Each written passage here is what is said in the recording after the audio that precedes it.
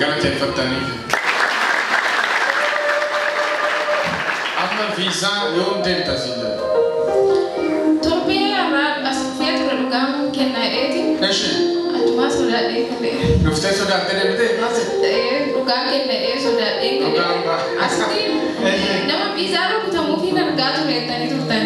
Okay. Achumaa dhagalee wajjin duree immoo naaf bilanii viizaan keessi hojjetameera garuu umrii keetu waggaa 21 hin taane waan ta'eef gara biraas erginaa naaf jedhan. 21 guuneeti? 21 achirratti akkas ture ji'a muraasa to'afa. Malee si xumuramee raayinaan. Ol kaasaa harka keessa. Ila torbee irra yaadan nama viizaan rukutamuuf hin jira afurri gooftaan si dubbataa ture. Gaafa sana boruusaa torbee borummoo dawwalamee si dhumeeraadhaan ol kaasaa harka keessa. Eenyu akka ta'e hin beeku nama 11, 12, 15 si xumurame. Harka keessan akkas godhaa naa xumuramee jedha. Rukuti dabalee naa rukutameera jedha. Waan yaaltanii dadhabdan barana si xumurameera. Waaqayyo si xumureera maqaa Yesuus. Si dhumeera hin deemta bakka xumuramee. Xumurameera umriin kee achi hin geenye waan ta'eef ji'a muraasa eegii wayii immoo biyya biraas amma akkas godhan harka keessan as kaasaa. Umriin hin geenye garuu xumurameera jedhameti isaanuma biratti Waaqayyo galmee cicciiruu danda'a. As kaasaa. Bageeta Yesuusum si bilbilanii kottu siinaa jedhama. Yesuusum si faatumuraama. Taa'eera galateeffadhaafi. Amma ishi kan biraadha. Amma maatiin kee hunduu edda garsanaati abbaan sarraa cabee eebba keessa jiraatu hundumtuu waan hunduu guutame.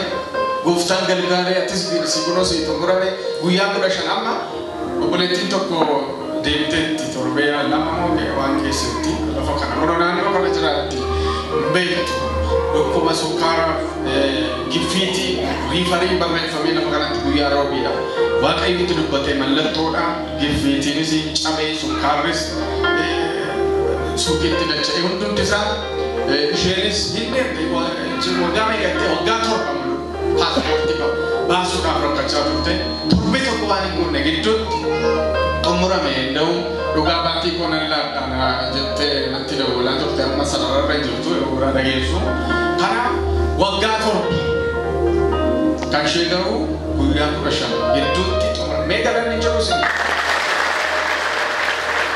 meerka keessa nas kaasan akka ta'e orfuu dargate dura namni waan dubbachaa arqudha borumiti asii bahee namni oduu haaraa dhaga'u jira har'a qaba sa'aatii 8 walakkaatti nama miisachi qaqqabu jira. Har'uma nama tokko waatu xumuramaa iyyaa naa xumurameera jedha. Xumuramee harka keessa rukutaa galateeffadhaa. Isa akkatti si gargaare Yesuus maal jettaare? Maqaan isaa naa ulfaatu jedha.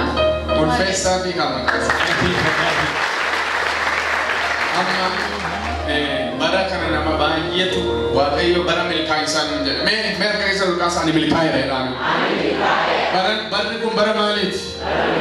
Nama meeqatu deemaa jira? Namni deemu immoo akka seera waldaa keenyaatti asii kadhatamee namni deemu kan ji'a tokko waldaatti ergaatis akkasuma goota. Dhageesse? Harka rukutaa fi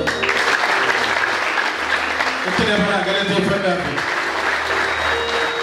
Kanaman naafaa xumurama malee mana Waaqayyoon ni ijaaran biyya jira ol kaasu. Dhugaa Waaqayyooti iddoo biraa asumatti si xumurama atis ni ijaarta.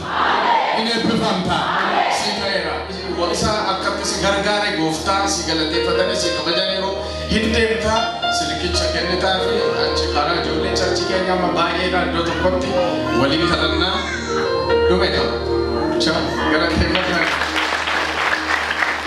Itti dabalaa galateeffatan.